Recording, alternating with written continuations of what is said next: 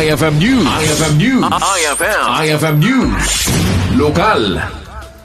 Nakaawat ti surat ni Vice Mayor ni Carlos Fariñas manipot iti may nga umili ang naggapoy ti Hawaii Island mainaig iti Saan nga Umiso a Panagserbi iti may nga opisyal dito syudad Dilawag. Según iti surat may tinagsurat dito pagilyan tapno sa kasuan digiti sa Nikwana daga nga may dingented na digiti kasapulan dito dokumento ito opisyal imporwak ken saan animbag panang taratarto opisyal kadigiti papeles pakiramanan ti panagkunanan nga muna tilinteg nakailanad pa iti surat aron ben kumapinasa nga umuna to opisyal digiti dokumento sakbayan nagkomento ngem saan na nga inaramid daytoy.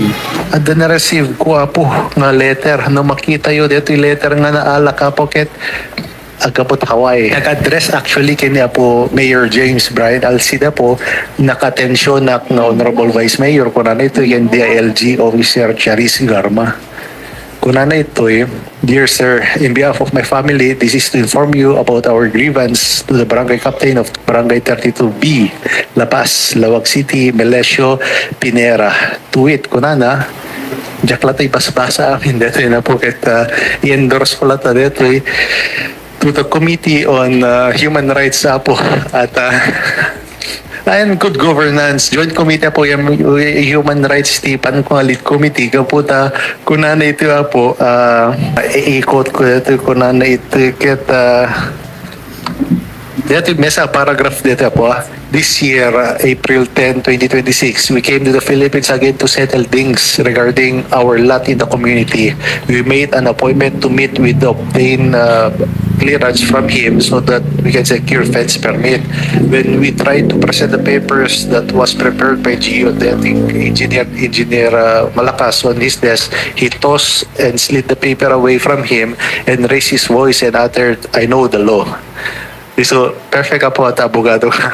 To understand humbly, asked him to read first before commenting, but he was acting like a madman and just ignored the papers presented to him and was very rude to us. So, kuna ka po, public office is a public trust from barangay captain, kagawad, to councilor, vice mayor. We are beholden to the people po at isud po tinang elektar kada tayo. Kabayatan na gapo iti insidente in batad ni Vice Mayor Fariñas ano saan nakabaylan digiti opisyal ti mangited ti respeto kanom no atrato kadigiti umili ket sanda kumang agpaidasig pay iti sumaruno nga eleksyon hinayon na adigiti umili ti nangibotos kadakwada iso responsibilidad da iti mangipaay iti naimbag ken umiso a serbisyo publiko no hang kayo nga makatepel po nga to serve the people at the utmost respect that they deserve. I hope that you would reconsider not to run on the next election at narigat po no hante nga mapagustuhan di ito'y kakaya lugaran tayo po. Mr. Posek, please take note on the endorsement on the letter to the Human Rights and Good Governance Lead Committee po ti Human Rights.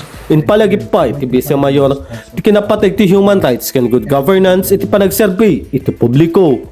Para iti IFM News, Idol Rin Santos, Tatak, IFM. IFM News. IFM News. IFM News. Lokal.